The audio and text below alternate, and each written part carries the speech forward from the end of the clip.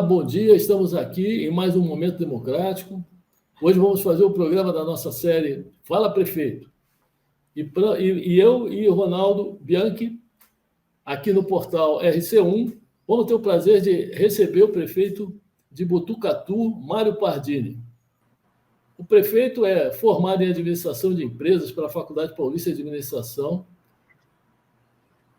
e é engenheiro hidráulico. Prefeito, eu queria lhe saudar e, como primeira pergunta, eu queria saber como é que foi essa sua mudança da área técnica para a política, para a área humana. Bom dia, prefeito. Bom dia, Zé Carlos, Ronaldo, Tayane, todos os ouvintes, internautas que estão acompanhando o programa. Um prazer enorme, né? Uma honra participar desse programa com vocês. Eu sou, como você disse, né?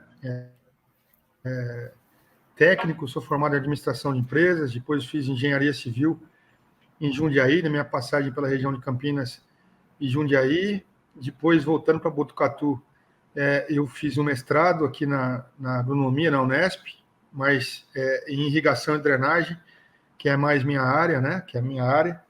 Trabalhei na Sabesp, trabalho na Sabesp já há 26 anos, estou afastado para cumprir esses 2 mandatos de prefeito e nunca imaginei ser político, candidato a prefeito. Em 2016, quando eu era superintendente da Sabesp aqui na bacia do Médio Tietê, meu nome foi lembrado no pleito, né, nas discussões políticas, acho que pelo trabalho que vinha sendo feito na Sabesp, um pouquinho até pela história, trajetória dos meus familiares, né,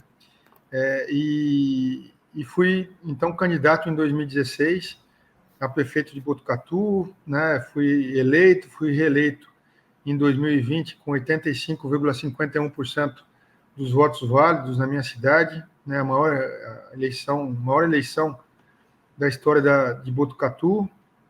E hoje estou concluindo esse segundo mandato, né? 2 mandatos com muitas dificuldades, chuvas que destruíram o município, enfrentamento da pandemia, que todos os prefeitos e autoridades enfrentaram, mas aqui em Botucatu a gente teve a felicidade de fazer uma parceria inusitada com a Universidade de Oxford para vacinar a cidade inteira em apenas um dia, a vacinação em massa.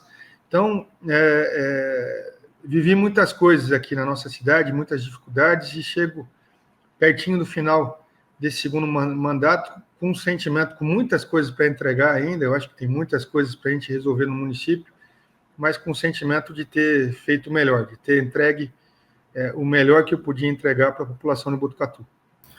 Aproveitando, Pardini, esse gancho que você deixou aí para nós, o que falta entregar que você vai exigir do sucessor para que se realize? Porque você realmente fez um mandato exemplar, né? Só essa sua passagem de fazer vacinação de toda a cidade foi um feito fantástico, né? Mas você fez muito mais coisa. Mas o que você não conseguiu fazer que você vai falar, meu sucessor tem que fazer o seguinte? Qual é a mensagem que você dá a ele? Ronaldo, eu acho que, assim, tem algumas coisas que, se Deus quiser, eu vou conseguir entregar ainda. Por exemplo, a represa do Rio Pardo. A gente praticamente concluiu a barragem do Rio Pardo para regularizar a vazão do rio, que é o principal manancial que abastece a cidade de Botucatu. Então, a gente já fez a barragem, as comportas estão prontas, a sala de automação para operar as comportas. O que a gente está fazendo nesse momento é o serviço de limpeza de toda a vegetação da área inundada. A gente precisa fazer isso para que a gente não tenha problema de eutrofização da água, que é aquela água que a gente vê nas represas, mais esverdeada, né?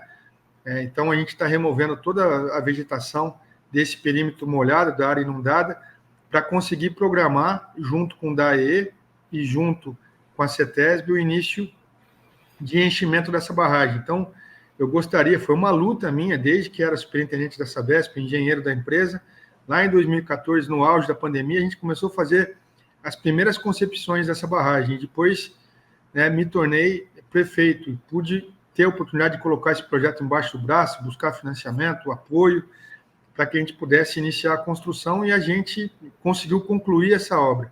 Então, eu gostaria muito de poder iniciar o enchimento dessa barragem no ano que vem ainda, quem sabe poder entregar ela com a capacidade máxima de reservação, para que a cidade, a partir de 2025, possa enfrentar novas crises hídricas com uma infraestrutura muito mais robusta, né? Então, gostaria muito de entregar essa obra.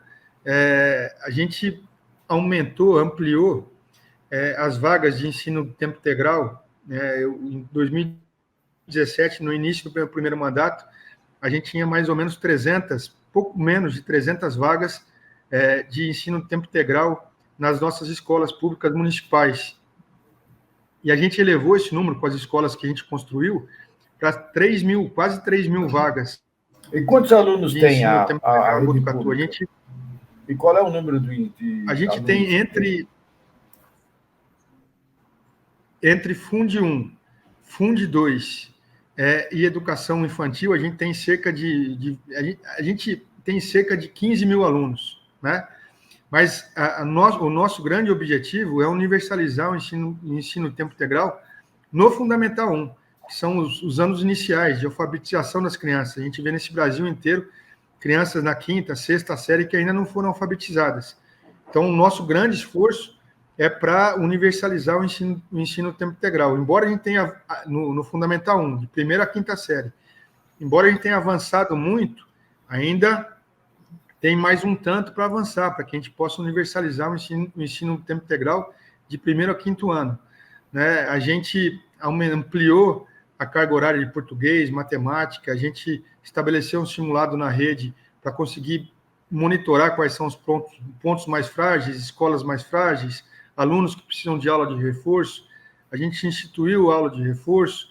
Então, na educação, na infraestrutura, a conclusão, a entrega, efetivamente, da barragem do Rio Pardo. Na educação, a construção de mais escolas. A gente vai ter, até o final do ano que vem, a gente vai ter entregue 14 novas escolas, né, no município. Pra você ter uma ideia, de Fundamental 1 e 2, a gente tem 26 escolas. 1/3 das escolas de Botucatu a gente construiu nesses 2 mandatos, no primeiro e no segundo mandato. Os números são realmente impressionantes. Olhando para trás agora, eu tenho que dar graças a Deus por tudo isso. Na saúde, a gente está revitalizando um hospital que está fechado há quase que 2 décadas, o Hospital do Bairro. Então, a gente está no meio da revitalização desse hospital. 25 milhões de reais investidos para a gente recuperar as 3 alas, recuperar as salas, os centros cirúrgicos e iniciar a operação novamente desse hospital municipal com gestão da prefeitura, para a gente reduzir as filas de cirurgias eletivas. Na área de segurança pública, a cidade de Botucatu foi considerada a cidade mais segura do estado de São Paulo e a 2ª mais segura do Brasil. A gente tem uma guarda municipal forte, estou dobrando o número de guardas, já dobrei o número de guardas municipais. Vocês usam também câmera no sistema, o sistema de monitoramento das ruas? A gente, em 2022, início de 2022, a gente implantou a muralha virtual. Hoje, todas as entradas e saídas da cidade são monitoradas, e isso derrubou o furto de carros, roubo de veículos e outros crimes, né? O Anuário Nacional de Segurança foi publicado em agosto desse ano. A cidade de Botucatu foi a cidade mais segura, como eu estava falando, do estado de São Paulo, e a 2ª cidade mais segura do país, né? Então, na área de segurança pública, concluir agora o projeto da muralha virtual na área rural, que a gente não conseguiu ainda monitorar toda a área rural do nosso município. O município de Botucatu é um município muito grande. Então, são essas coisas. Prefeito. Perdão. Prefeito, o senhor estava falando aí da Sabesp, e aí a pergunta surge, não dá para deixarmos, tendo o senhor essa experiência toda na Sabesp, como parte da administração da Sabesp, como é que o senhor está vendo a privatização da Sabesp? Acha que ela é necessária? Ela é boa? Qual é a sua opinião sobre a privatização da Sabesp? Então, só concluindo ainda a questão anterior, são essas os legados que eu gostaria de deixar na área de infraestrutura, educação, saúde, segurança pública, ainda algumas coisas para a gente entregar. E em relação à Sabesp, Zé Carlos, já me manifestei publicamente algumas vezes, já falei com o governador em algumas reuniões sobre isso, eu temo muito pelo saneamento no estado de São Paulo. O estado de São Paulo só tem os melhores índices de saneamento básico do país e um dos melhores do mundo, graças aos municípios operados pela Sabesp. Os municípios operados pela Sabesp estão praticamente universalizados, especialmente os municípios do interior de São Paulo, né? Então, eu temo muito, me preocupa muito esse movimento de privatização, me preocupa muito como vai ser a modelagem, que a gente não conhece ainda, para privatização, quais serão os mecanismos de controle, né? E como vai se dar os investimentos daqui para frente, e especialmente no enfrentamento das crises hídricas e mais especialmente numa região metropolitana de São Paulo, onde moram 20 milhões de habitantes. Perfeito. Outra pergunta que eu queria, um instantinho só, não. Tá perfeito. A outra pergunta que eu queria dizer, eu fiquei assim, os seus dados de investimento da prefeitura são muito robustos, né? Tanto na área da saúde, da represa. E eu queria lhe perguntar o seguinte: nessa reforma tributária que está sendo já aprovada, as prefeituras como ficaram? Ficaram com mais recursos, com menos recursos? Como foi isso para as prefeituras? Zé Carlos, ainda é uma grande dúvida dos prefeitos, né? É uma incógnita. A gente sabe que a reforma tributária vai ser implantada paulatinamente até 2033, se eu não estou enganado, são 10 anos para que seja implantada na sua totalidade, mas é um outro tema, um outro assunto que traz bastante preocupação. Todo tema novo, toda novidade traz preocupação, né? Agora, a preocupação maior é como que vai se comportar a Receita. A gente não tem ainda um modelo, um diagnóstico que permita dizer se vai ser igual, se vai ser melhor ou vai ser pior. Eu acredito que o governo federal já estabeleceu, né, e os senadores também, deputados federais, já estabeleceram esse prazo para implantar a reforma tributária de 10 anos, para ir corrigindo distorções, né? Os municípios, as coisas acontecem nos municípios. Eu escutei, se eu não me engano, foi o Obama que falou, ex-presidente dos Estados Unidos, que é preferível, veja bem, é preferível você ter uma média num país de bons prefeitos, bons administradores, do que ter um presidente ou governadores fora da curva, né, extraordinários. E as políticas públicas acontecem nos municípios. Quando falta remédio de alto custo, por mais que seja o governo do estado ou o governo federal que tenha que prover os remédios de alto custo, a população bate na porta do prefeito, né? Quando falta vaga em escolas do estado, né, a população bate na porta do prefeito. Então, as coisas acontecem nos municípios. Então, imagino que, em relação à reforma tributária, o governo federal vai ter bastante cuidado em relação ao que vai acontecer, qual que é o impacto na receita dos municípios, que as pessoas moram nos municípios. Vamos falar um pouco de trabalho, emprego e empresa.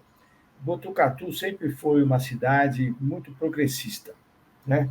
Nós tivemos a Neiva, que iniciava a produção de aviões, depois agora a Embraer, né? Depois entrou a Duratex, nós tínhamos aí a Companhia Agrícola de Botucatu, que tinha uma extensa área produtiva, né? Da turma lá do Rio de Janeiro, da Doca de Santos, família poderosa, e agora a Eucatex entrou outras empresas. Qual é o plano estratégico para atrair empresas que você estabeleceu e em quantos anos e se vai continuar esse processo, prefeito?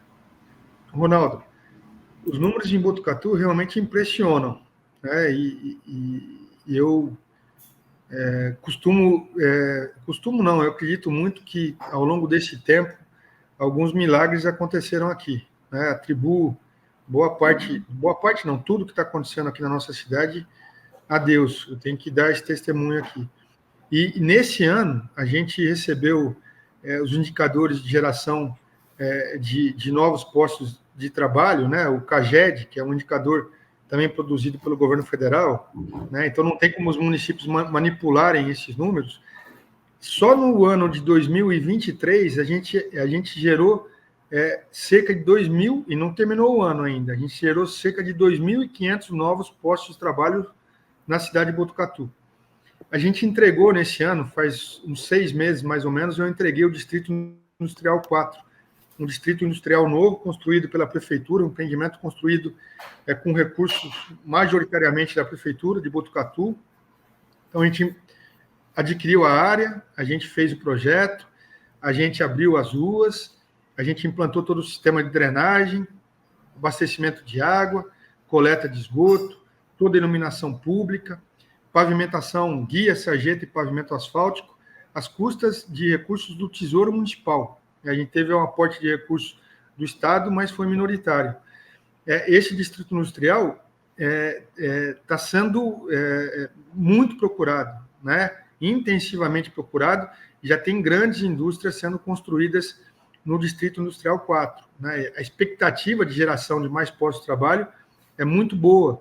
Nesse momento, a Dexco, a antiga Duratex, né? A Dexco está construindo a maior fábrica de revestimento cerâmico do Brasil, uma das maiores do mundo, aqui em Botucatu hoje. Né? Então, é uma grande indústria que está se instalando, ela deve ser inaugurada, a primeira linha deve ser inaugurada em maio do ano que vem, e a segunda linha já em junho ou em julho do próximo ano. Né? E a gente tem a expectativa de crescimento, como você falou, da Neiva. A Neiva virou a Embraer tem expectativa de crescimento bastante boa, né? Uma previsão importante de contratação de novos postos de trabalho. A Caio o grupo Caio é o maior empregador de Botucatu hoje, que é encarroçadora de ônibus. Eles geram cerca de 5.000 postos de trabalho em Botucatu, a expectativa é de expansão.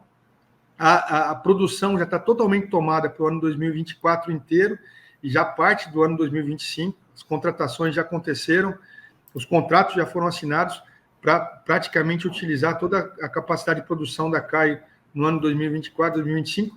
Então, a geração de novos postos de trabalho, se não acontecer nenhuma catástrofe no mundo ou no país, né, a gente tem que considerar essas situações, essas hipóteses, por mais remotas que sejam, a gente tem uma condição bastante consolidada de geração de novos postos de trabalho, novas indústrias, grandes indústrias multinacionais se instalando em Botucatu, e o distrito industrial que foi entregue pela prefeitura também incentivando, motivando os negócios na área empresarial. Perfeito. Prefeito, voltando um pouquinho aqui para a reforma tributária, foi criado aí, está sendo proposto esse conselho, né, que iria, na verdade, distribuir os recursos. E parece que tira um pouco da autonomia, né, das prefeituras. Como é que o senhor vê esse conselho? Toda vez que você tem uma instância para poder decidir sobre distribuição de recursos, né, e essa instância vai ser formada majoritariamente por políticos, eu fico bastante preocupado. Né? A gente precisa ter métricas bastante transparentes para divisão desse bolo de recursos federais e do Estado. Então, minha preocupação com relação a essa instância, né, que deve também atribuir decisões à divisão de recursos. Prefeito, tem uma coisa que nós estamos também chegando no limite da necessidade legal, que é o do marco do saneamento, que é o assunto aterro sanitário versus lixão. Como está Botucatu nesse quesito? Botucatu tem um aterro sanitário muito bem operado. A gente primarizou a operação em 2017, era terceirizada quando eu assumi a prefeitura. O custo da terceirização era muito importante, então a gente primarizou a operação do aterro. Ele vem recebendo notas de regulares para boas, mais para boas do que regulares da Agência Ambiental do Estado de São Paulo, e a gente já tem o projeto agora para poder fazer a PPP, uma parceria público-privada de resíduos sólidos em Botucatu. A gente já recebeu a modelagem, a gente está testando a modelagem agora para publicar a PPP. Isso vai conferir, né, recursos para poder fazer o investimento em ampliação do aterro e a utilização, inclusive, do biogás. Biogás que já está sendo discutido com a Dexco, eles vão precisar do biogás para poder mover suas caldeiras, para utilizar o biogás do aterro sanitário de Botucatu. Geograficamente, fica muito próximo dessa fábrica da Dexco de revestimento cerâmico, que vai ser a maior fábrica de revestimento cerâmico do Brasil, aqui em Botucatu. Se a gente conseguir utilizar, mesmo que parcialmente, o biogás na operação da Dexco, vai ser talvez uma das ações de sustentabilidade pioneiras aqui no país, nesse sentido, de utilização de biogás de aterros sanitários para poder gerar energia para movimentar fábricas, né, ou empresas no país. Nessa condição de infraestrutura, só para, antes de finalizar, Matos, eu tenho uma pergunta. O Botucatu, ela tem essa tradição da aeronáutica. E o aeroporto de Botucatu, ele faz muitos anos que eu não vou a Botucatu, faz uns 10 anos, eu tinha fazenda aí em Tatinga. Como é que está essa situação do aeroporto de Botucatu? Ele existe? Ele existirá? Como é que está isso?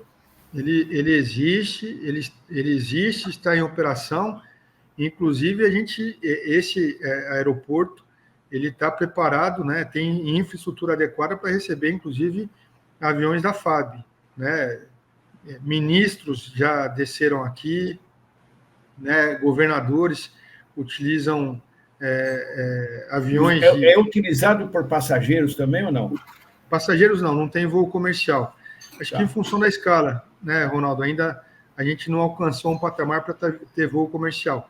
Mas a infraestrutura é uma infraestrutura para receber, inclusive, aviões da FAB, já descem aqui rotineiramente. A gente tem aqui um serviço de transplante do coração, o HC, Hospital das Clínicas, aqui da Faculdade de Medicina de Botucatu, a Unesp. No estado de São Paulo, é o hospital que faz mais transplante do coração. É um dos se eu não me engano, ele perde só para o INCOR. Só para o HC. Né? Exatamente. É o segundo do estado e é um dos que faz mais transplante no país. E a gente precisa ter um aeroporto adequado para receber esses órgãos, especialmente o coração. E essa ligação entre a universidade, que é a Escola de Rubião Júnior, com a prefeitura, com esse novo hospital, vocês também fazem convênio com a universidade ou não? A gente tem convênio com a HC para a operação dos 2 pronto-socorros, pronto-socorro adulto e pediátrico, né? Um grande e farto campo de estudos. A parceria, por exemplo, entre a Prefeitura de Botucatu e a Unesp fez com que a gente trouxesse a Universidade de Oxford, na época, para a gente poder utilizar como pesquisa a vacina da AstraZeneca para vacinar a população toda em num único dia, no auge da pandemia, que foi a vacinação em massa que teve repercussão no mundo todo. É a parceria da Prefeitura de Botucatu com a Unesp, e nesse caso também com a Universidade de Oxford. Então, é uma parceria profícua que tem gerado benefícios incontáveis para a população de Botucatu. Perfeito. O presidente do Senado, o senador Pacheco, ele disse que vai, ano que vem, colocar em votação uma reforma política na qual vai estar sendo discutido a reeleição. Se a reeleição continua, ou seja, a pessoa, o executivo, o prefeito, o governador, o presidente da República seriam eleitos por 4 anos, podendo renovar por mais 4 anos, ou se não, voltaríamos a um mandato apenas, e esse mandato ganharia mais 1 ano. Seria um mandato de 5 anos. Não é? Como é que acha que funciona melhor? Com a reeleição? Porque com a reeleição fica como se fosse um mandato de 8 anos com uma confirmação com 4 anos. Na prática, é mais ou menos isso. É o que se vê. Mas, assim, a sua opinião, você que está terminando um mandato de 8 anos, como vê isso? Olha, vou falar, Zé Carlos. Eu acho que não existe uma receita para isso. Eu acho que se o governo...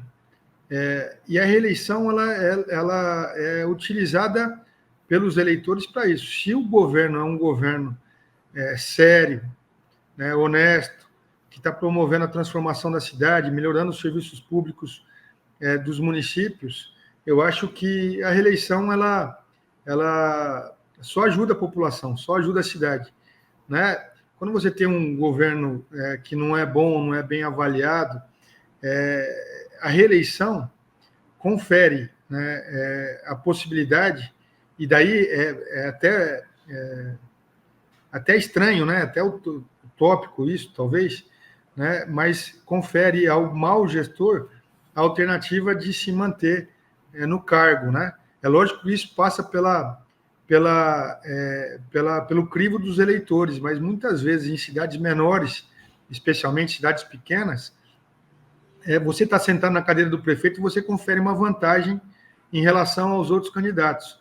Então, eu sinceramente, eu não quero frustrar vocês aí, não tenho uma opinião formada sobre isso. O que eu posso garantir para vocês é assim, eu estou chegando, o ano que vem já é o 8º ano desses 2 mandatos, como eu disse, fui reeleito com quase 86% dos votos válidos, no auge da pandemia, né? Então a gente foi muito testado, depois de uma chuva que destruiu a cidade, que foi em fevereiro de 2020, no ano da reeleição, no ano das eleições, e a população acabou escolhendo, né, o prefeito que estava governando a cidade, e isso me deu a oportunidade de passar pela pandemia, fazer tudo o que a gente fez, né, ser referência mundial no combate ao coronavírus naquela ocasião, me deu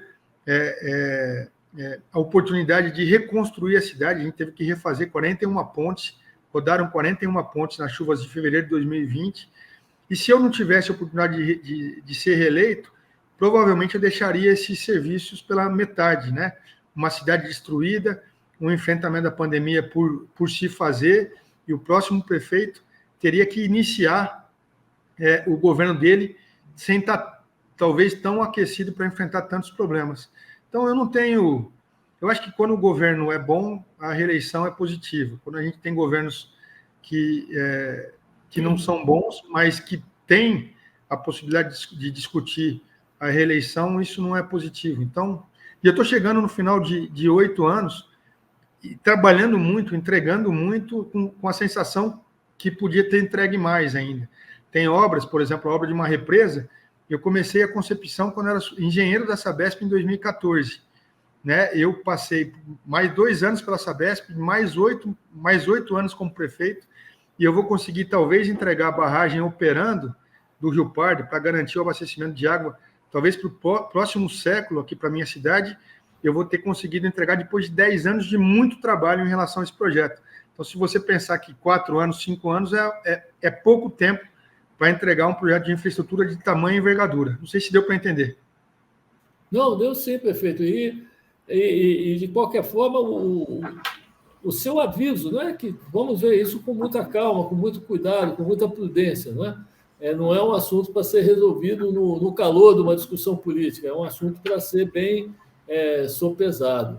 Nós, infelizmente, estamos chegando aqui no final do nosso programa, prefeito, e queria abrir aí para a sua despedida aqui, mas também queria que desse aí uma palhinha sobre o seu futuro político, já que não vai poder mais ser prefeito de Botucatu. Qual é a sua ambição política a partir de agora? Aonde vamos vê-lo atuando? Olha, eu acho, Zé Carlos, que eu deixei... quando eu saí da Sabesp em 2016 para ser candidato a prefeito, eu tive que me afastar, eu já era superintendente da empresa por 10 anos. Eu era o superintendente com mais tempo, né, no cargo de superintendente, e o mais novo de idade na função. Então, eu acho que eu tinha muita coisa para entregar ainda para o saneamento no estado de São Paulo. Então, eu gostaria muito de ter a oportunidade de voltar a atuar no saneamento básico, que foi minha origem, foi toda a minha preparação de vida, o que eu estudei para fazer. Não sei se vai ser possível, não sei como que a Sabesp vai me receber, até porque eu tenho sido um dos prefeitos que tem questionado, talvez, a privatização da Sabesp, a forma que está se dando a privatização, ou pelo menos muito preocupado com o futuro do saneamento do Estado. Eu, muito leal ao governador, falei algumas vezes para ele sobre essa preocupação. Ele está convicto que é melhor para o Estado, espero que ele esteja correto, para que a população não sofra. Não torço para dar errado, não, torço para dar certo. Se a Sabesp for privatizada, ainda acho que é um caminho que não é o mais adequado. Mas eu gostaria de voltar para a área de saneamento, gostaria de concluir minha jornada profissional na área de saneamento básico. Muita gente que me cobra para talvez ser candidato a deputado estadual, deputado federal, mas hoje o que eu vejo, né? Às vezes a gente não faz o que a gente quer, o que imagina, né? Deus acaba requerendo da gente outras atitudes, outras posturas, mas eu me vejo voltando para a área de saneamento e ajudando o Estado de São Paulo a se manter no topo, né? Dos estados com o melhor saneamento básico dos estados, né? Comparados com os indicadores de São Paulo, os indicadores dos municípios operados pela Sabesp em São Paulo são indicadores iguais ou melhores aos países europeus. A gente sempre compara o Brasil aos países europeus. Nós temos indicadores de índice de saneamento dos municípios operados pela Sabesp iguais ou superiores aos países europeus. E, para encerrar, né, agradecer a oportunidade, um programa, eu não tinha tido a oportunidade de participar do programa, um programa de alto nível, né, de perguntas bastante importantes. A gente aproveitou esse tempo aqui para falar de situações, de coisas que são realmente importantes para os municípios paulistas e municípios brasileiros. Então, parabenizar vocês pela qualidade, pela competência de conduzir essa entrevista e por perguntas com profundidade importante, de perguntas que levam ao gestor, né, a se preparar para responder. A gente não consegue dar qualquer tipo de resposta para as perguntas que vocês fizeram. Isso é mérito de vocês. Parabéns pelo programa. Muito obrigado, prefeito. Aqui, em nome, então, do portal RC1, agradeço muito a sua presença e felicidades aí. E, olha, foi a primeira entrevista que nos deu. Tenho certeza que nós vamos voltar a conversar num futuro próximo. Muito obrigado a todos, obrigado, Ronaldo, e até a próxima. Até logo. Até breve. Obrigado, Tchau, um abraço, Pardini. pessoal. Valeu, obrigado pela oportunidade. Valeu. Parabéns, viu, Pardini?